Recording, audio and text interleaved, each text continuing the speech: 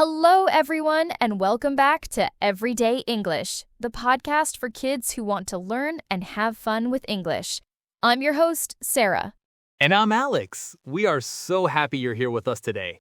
We have a fantastic topic to talk about, something that makes everyone's life a little brighter. That's right, Alex. Today we are talking all about social life and friends. Yay! Friends are so important.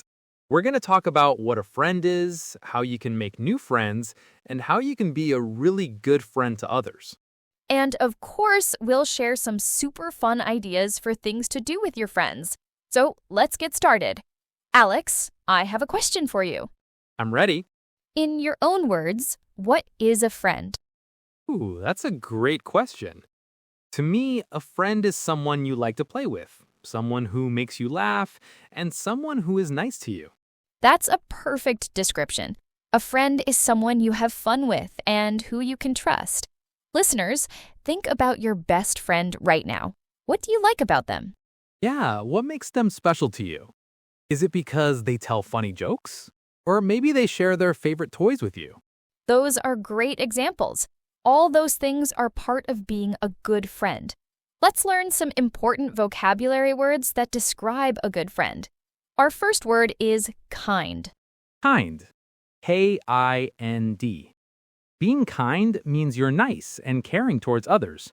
Like when you say something nice, like, I love your drawing. Exactly. Or if you see someone looking sad, you can ask them, "Are you okay?" That's being kind. Okay, another great word for a friend is honest. H-O-N-E-S-T. Honest. Being honest means you tell the truth. Good friends are honest with each other. If you accidentally break your friend's crayon, being honest means you tell them what happened. Right. It might be hard, but it's always better to tell the truth. That's how friends build trust. It is. 2 more words. How about helpful? Helpful. I like that one. A helpful friend is someone who helps you when you need it. Maybe they help you clean up your toys after you play. Or if you don't understand your homework, a helpful friend might try to explain it to you. And our last word for this section is share. S-H-A-R-E. Sharing is a huge part of friendship. It really is. Sharing means you let someone else use or have something that is yours. Like you can share your snacks or share your colored pencils. Those are all so important. You know, there's another word I think is great for describing a friend. Loyal. So, good friends are kind, honest, helpful, and they share. Now, what if you want to make a new friend, Sarah? Sometimes that can feel a little scary. It can, but it's also very exciting. Let's talk about how to make new friends. The very first step is the easiest one in the world. Just smile. A smile is a friendly signal to the other person. It tells them you're nice and happy. After you smile, you can say hi or hello. Then you can introduce yourself. That's a new vocabulary word. Introduce. Introduce. That means to tell someone your name. So you could say, "Hi, my name is Alex." Perfect. After you introduce yourself, you can ask a question. This shows you're interested in them. You could ask, "What's your name?" What are some other good questions to ask? Great question. You could ask about what they like to do. For example, do you like to play on the swings? Or what's your favorite color? Oh, I like that. Or even, I like your backpack. Where did you get it? Giving a compliment is a really nice way to start a conversation. That is a wonderful idea, Alex. A compliment is a nice thing you say about someone. Another great tip is to find something you have in common. In common, what does that mean? Having something in common means you both like the same thing. For example, if you see someone reading a book about dinosaurs and you love dinosaurs too, that's something you have in common. Oh, I get it. So I could go up to them and say, "Wow, I love dinosaurs too. My favorite is the T-Rex." Yes, that is the perfect way to start a friendship. Let's practice. How about we do a little role play? Okay. I'll be a new kid at school and I'm sitting by myself during recess. Perfect. I'll be a student who wants to make a new friend. Here I go. Hi, my name is Sarah. I haven't seen you around here before. Hi, Sarah. I'm Alex. It's my first day today. Welcome to our school, Alex. I really like the superhero on your t-shirt. Is that Captain Comet? It is. He's my favorite. You know him? Of course, I love Captain Comet. We have something in common. Hey, me and my friends are about to play tag. Do you want to play with us? Really? I would love to. Thanks for inviting me. And scene. See how easy that was? I smiled, introduced myself, gave a compliment, found something in common, and then invited you to play. That wasn't scary at all. It actually felt really nice. So now we know how to make friends, but how do we keep friends? It's important to know how to be a good friend too. You are so right, Alex. Being a good friend is just as important as making one. We already talked about sharing.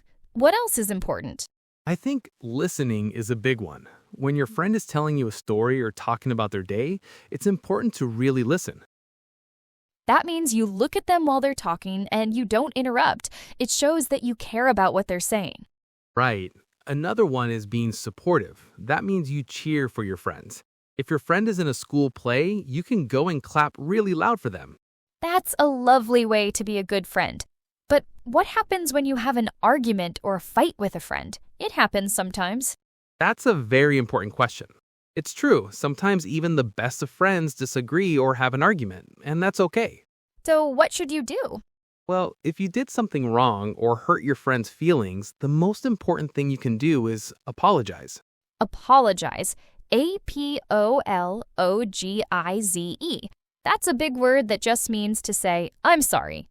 Exactly. A good apology is specific. Instead of just sorry, you can say, I'm sorry for knocking over your tower. That's much better. It shows you understand what you did. It's also good to talk about your feelings. You can say, I feel sad when you don't let me play. Using I feel statements is a great way to explain how you feel without blaming your friend. It helps them understand. And it's also important to forgive your friend when they apologize to you. Forgiving means you let go of the angry feelings and you are friends again. Okay, so we've made friends and we're being a good friend. Now it's time for my favorite part, all the fun things you can do together. Yes, let's list some fun activities you can do with friends. An activity is something you do for fun.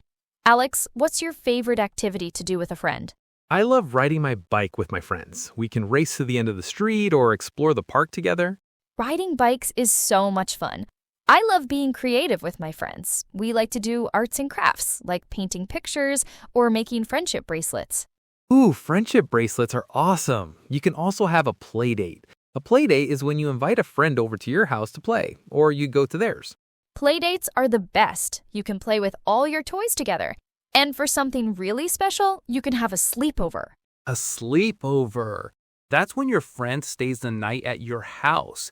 You can wear your pajamas, watch movies, and maybe even build a fort with pillows and blankets. That sounds amazing. But what if you and your friend want to do different things? What if I want to paint, but my friend wants to play outside? That's a great point. It's called a compromise. A compromise is when you both give a little to find something you can both agree on. So, maybe we could play outside for 30 minutes and then come inside and paint for 30 minutes. That way we both get to do what we want. That is a perfect compromise. The most important thing is spending time together and having fun. Wow, we have covered so much today. It seems like that's all the time we have. Let's do a quick recap of our new vocabulary words. Great idea. We learned kind, which means being nice, honest, which means telling the truth, helpful, which is when you help someone, and share, which is letting a friend use your things. We also learned introduce, to tell someone your name, apologize, which means to say you're sorry, and playdate, when a friend comes to your house to play. That's a lot of great words. We hope this episode helps all of you make new friends and be a wonderful friend to the people in your life. Thank you so much for listening to Everyday English. Join us next time when we'll be talking all about feelings and emotions. It's going to be a great one. Until then, bye for now. Goodbye, everyone.